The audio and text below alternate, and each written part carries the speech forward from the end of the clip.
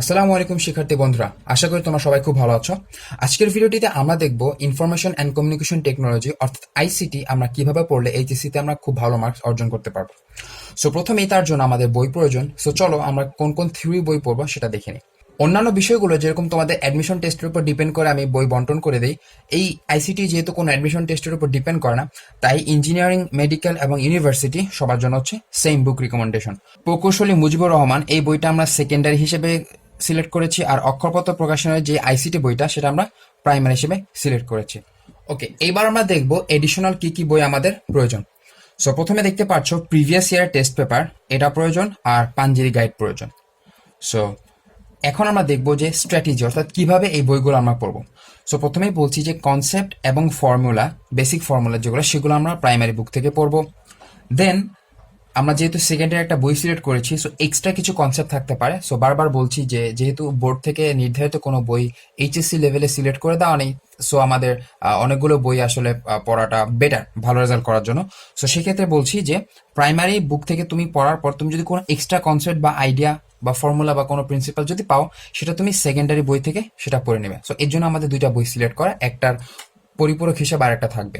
ওকে, দেন আমাদের এমসিকিউ এর জন্য আমরা পাঞ্জেরি গাইড পড়বো, আর সিকিউ এর জন্য টেস্ট পেপার এবং গাইড। সিকিউর জন্য গাইডটা হচ্ছে অপশনাল, বাট সিকিউর জন্য টেস্ট পেপারটা মাস্ট। ওকে, সো তোমাদের জন্য রয়েছে কিছু স্টাডি টিপস। সো স্টাডি টিপসগুলো কি? সো চলো একে একে আমরা দেখি নেই। প্রথমে বলছি যে প্রাইমারি বুক থেকে তোমরা অবশ্যই ইম্পর্টেন্ট যে লাইনগুলো পাবে সেগুলো দাগিয়ে পড়বে। এটা খুবই গুরুত্বপূর্ণ। তুমি যদি লাইন দাগিয়ে পড়ো তাহলে পরীক্ষার আগে তোমাকে আর খুব বেশি টাইম ওয়েস্ট করতে হবে না, তুমি সহজেই তোমার ইম্পর্টেন্ট লাইনগুলোতে চোখ বুলে নিতে পারবে। দেন সেকেন্ডারি বুক থেকে আমরা যে কাজটা করব, যে আমরা প্রথমবার যখন পড়েছি তখন এক্সট্রা ইনফরমেশন দাগ দিয়ে রাখবো। তাহলে কি হবে, তুমি যখন রিভিশন দিবে তখন তোমার প্রাইমারি বুক পড়ার পর আর বই বারবার খুঁজে খুঁজে বের করতে হবে না। ওকে, সেটা তুমি যদি তোমার দাগানো থাকে, সেই দাগানো লাইনগুলো থেকে তুমি খুব সহজেই তোমার এক্সট্রা ইনফরমেশনগুলো মাথায় নিয়ে নিতে পারবে। ওকে, দেন এমসিকিউ এবং সিকিউ তোমাকে অবশ্যই আলাদা গুরুত্ব দিয়ে পড়তে হবে। সো এটা বারবারই বলছি, আমরা বই থেকে আইডিয়া বা কনসেপ্ট পড়ি, আমাদের পরীক্ষা কিন্তু আইডিয়া বা কনসেপ্ট আসে না, আসে এর বিভিন্ন ধরনের অ্যাপ্লিকেশন বা বিভিন্ন কোয়েশ্চেন করা হয়।